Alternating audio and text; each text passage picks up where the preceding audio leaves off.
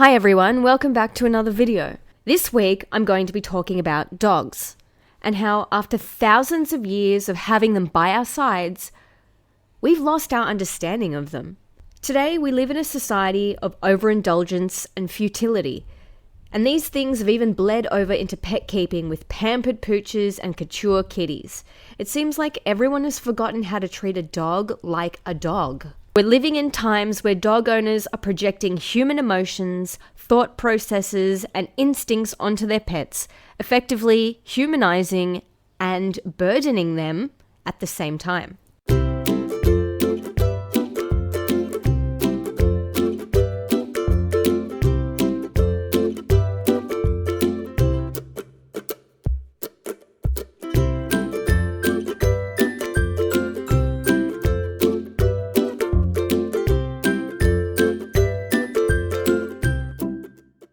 We've gone from celebrating their primal natures to treating them like children or toys or accessories or video content. We're trading quality of life for likes and laughs. And frankly, I'm sick of it. One of the biggest issues I have is owner ignorance on canine behavior. Dogs use a combination of vocal sounds, body language, and different levels of eye contact to communicate and express their feelings. These behaviors are more or less universal across the species, but variations from breed to breed do exist.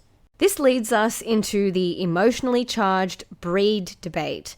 And I thought it best to enter into it with a lighthearted sketch because it won't be so lighthearted further into the video.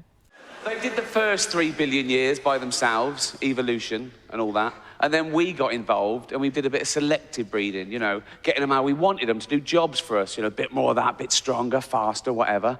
And they're great at the jobs they're bred to do, and they love the job they're bred to do because they're genetically hardwired to love that behavior anyway. Although the Rhodesian Ridgeback was bred to hunt lions. And I can't help but think that was a little bit of a shock to it when it found out. So we've done all the breeding, all the different pedigrees, all the miles around, a big passing out parade. There's a bloke in a square with a white coat and a clipboard, and he goes, right, dogs. And they all go, what? Who wants to know what jobs they've got? We all do. Right. Okay, Labradors. Yeah? Do you like carefully bringing back dead ducks? Yeah. That's your job. Amazing. That is amazing. That is my favourite job. Jack Russells. Yeah. Do you like shooting down rabbit holes after? Yeah. That's your job. Fucking hell. Best day ever. Miniature poodles. Yeah. Do you like being carried around by elderly homosexuals? Yeah. That's your job.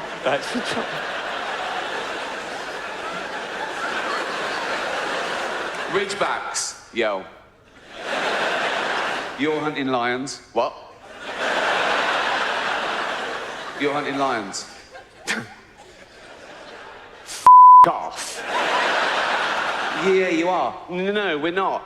Lions? We get fucking mashed. Why can't the Rottweilers hunt lions? They're shaking babies. Okay, so let's take a look at the most aggressive breed and compare it to the most dangerous breed. Let's begin with the skulls, which are obviously not to scale. A quick glance reveals clear differences in jaw structure and tooth size. Let's see them in action.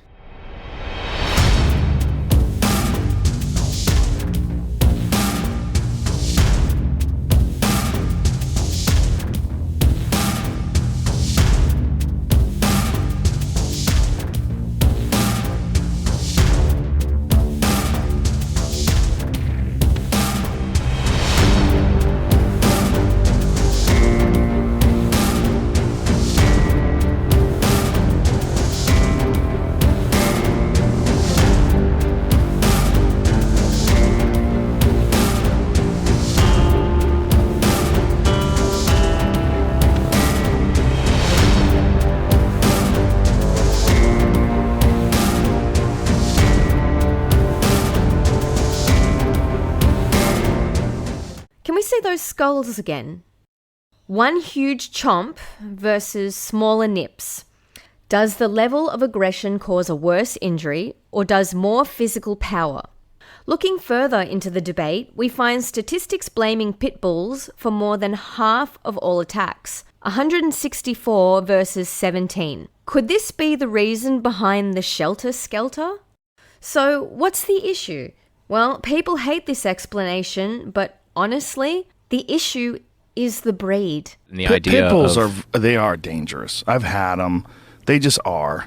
You know, they've thousands of years of breeding to fight each other. And if you're an irresponsible dog owner, pit bulls can be fucking dangerous. Yeah, but at the same time, they say that about my dog, about my Staffy. Yeah, but And, Staffordshire Terriers, that's ignorance. They're not the same breed. See, there's a genetic according line. to law, they are. Yeah, but it's not right. Yeah. The law is incorrect. There's just some stuff written down on paper. When you deal with the actual genetic lines of the dog, I've had dogs that their line was from fighting dogs, and they were impossible. You couldn't take them to the dog park, couldn't take them. It didn't matter how much I trained them, didn't matter how much I was with them all the time. When dogs would bow up around him, he would get aggressive and he'd want to fight.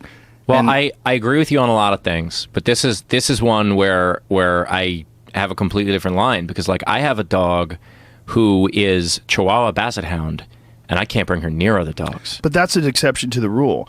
Pit bulls are kind of the rule. The problem with pit bulls is it's a very dangerous dog. They're super powerful. They're really aggressive, and they don't respond to pain the way a lot of other dogs do, because it's been bred out of them. Like if you follow the way they breed dogs for fighting, when dogs fight, if they back away, if they cower, they were killed. That was the whole Michael Vick thing. Yeah. Is that they had killed all these dogs that quit in fights. So when you have all of that reinforcement genetically, and you're dealing with a breed that's been raised like this for hundreds and hundreds of generations, you're dealing with an incredibly aggressive dog with a really high kill drive. And when these dogs with high prey drives are given to irresponsible people, that's when you're getting all babies getting killed, little kids getting killed, dogs getting killed. I mean, it is breed specific. Dogs are man-made creations. The wild canines were attracted to the garbage dumps around human campsites simply because of the bones, bits of skin, vegetables, and other scraps of leftover food that they found there. The ancestors of today's dogs learned that by hanging around man's dwellings, they could grab a quick bite to eat now and then. Over a number of generations, the original wild-type wolves have changed. What I have been calling settlement-dwelling wolves are really animals that have become genetically different from the original wild stock. It is from this point on that human interventions start to further shape the nature of dogs as we selectively mate animals that have desirable characteristics. It is likely that humans recognized what was happening to the settlement-dwelling wolves and took advantage of the partially tamed, partially domesticated canine because it looked as if this animal might prove to be useful. Early humans lived in dangerous times with large animals around that looked at humans as potential prey. In addition, there were often other bands of humans with hostile intentions. Dogs hovering near the village looked on that settlement as their territory, which meant that whenever a stranger or some wild beast approached, they set up a loud clamor, alerting the residents in time to rally some form of defense if it were needed. These include dogs genetically modified to hunt, point, retrieve, pull steeds, track, and even provide empathetic companionship. Let's see what some of these doggos can do.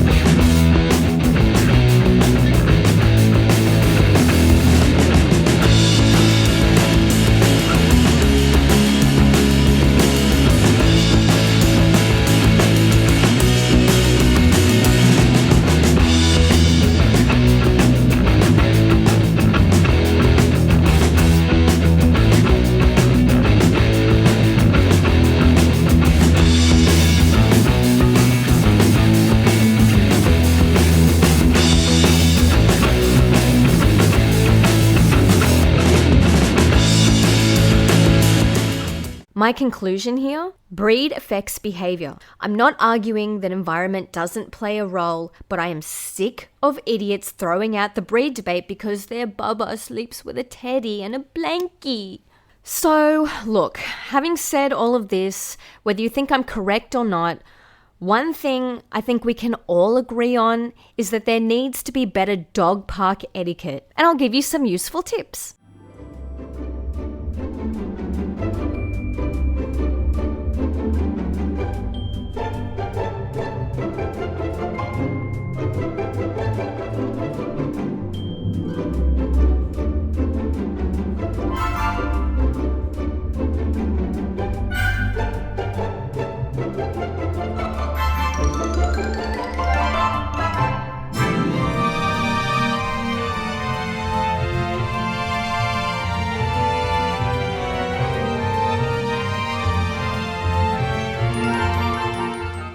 And my own tip, remember that your dog is an animal, not a furry, four-legged little person.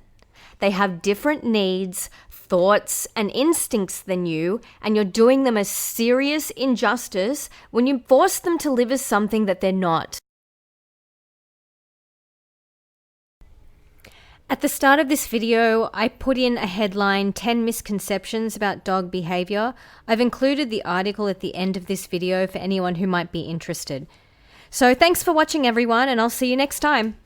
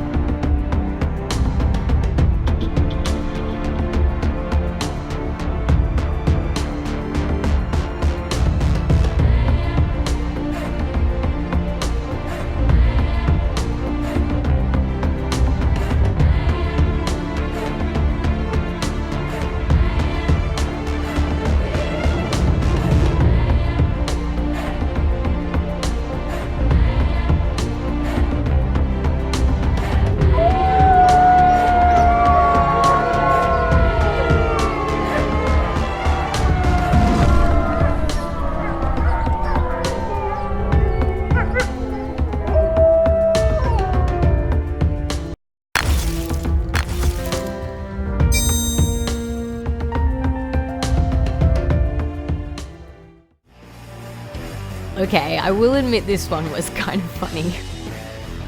But still, don't do that to your dog.